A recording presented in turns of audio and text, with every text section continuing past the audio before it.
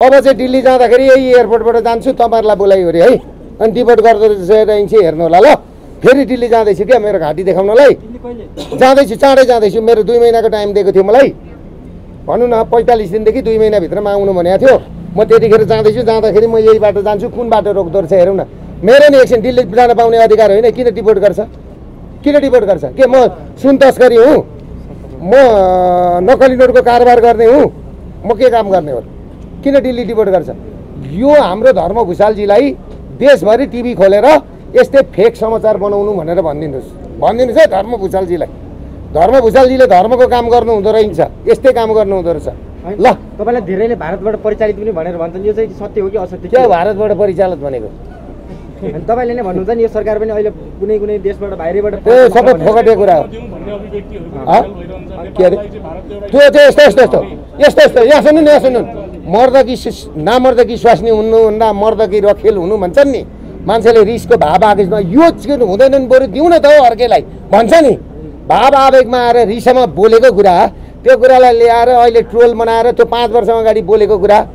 मेरो हातमा मुलुक आफ्नो दिँदो रहेछ कि रहन्छ नि थाहा हुन्छ म यिनीहरू जस्तो एनजिओ आइएनजिओ को पैसा खाएर आन्दोलन गर्ने हो फेक उ बनाएर तपाईले यो कुरा छोडिदिनु कसरी दिने भनेको आफ्नो नेपाल भूमिको लागि यत्रो लड्दैछ दुर्गाप्रसाद आफ्नो राष्ट्र जोगाउन लड्दैछ अनि गलत कुरामा तपाईहरु नकुद्नुहोस् न म जस्तीको राष्ट्रभोक्ता भएको र भगवानहरुको संरक्षण गरौँ पशुपतिनाथको संरक्षण गरौँ माता दुर्गाको संरक्षण गरौँ नेपाल र नेपालीको संरक्षण गरौँ भन्ने यी एनजिओ आइएनजिओ वाला छन् अनि यो एनजिओ आइएनजिओ वालाको कुरा तपाईहरु सुन्नुहुन्छ यो कुरा नसुन्नुहोस् तपाईहरु थियो उहाँ अब किन जानुभएको उहाँको चाहिँ नि सतीशलाल आचार्य भन्ने छ यो नेताहरूको सबै पैसा लगाएर राख्ने सिङ्गापुरको नागरिक हो उही जानुभएको उही बस्नुहुन्छ 2-4 महिना रिल्याक्स गरेर आउनुहुन्छ ल त्यति हो राजा बोक्ने कि नबोक्ने राजा कसले बोकेको छ तपाईले पहिला बोकी राजा बोकेको पनि छैन हेर्नुस् राजा छोडेको पनि छैन कस्तो राजा बोक्ने हो कि हैन राजा यहाँ सुन्नु तपाईलाई राजा किन चाहियो राजा तपाई मर्दाखेरि राजा आउने होइनन् तपाईको बिहामा राजा आउने होइनन् राजा किन सोध्नुहुन्छ तपाई राजा कति इम्पोर्टेन्ट छ भन्ने कुरा चाहिँ बुझ्नु न अहिले त जम्मै जनालाई इम्पोर्टेन्ट रहेछ त किन राजा भन्नुहुन्छ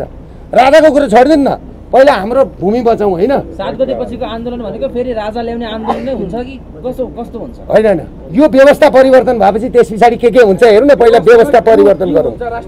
ल यो भाइ यो समाज भाइ अहिले छोड्दिनु न त्यतिखेर सल्लाह गरौँ ल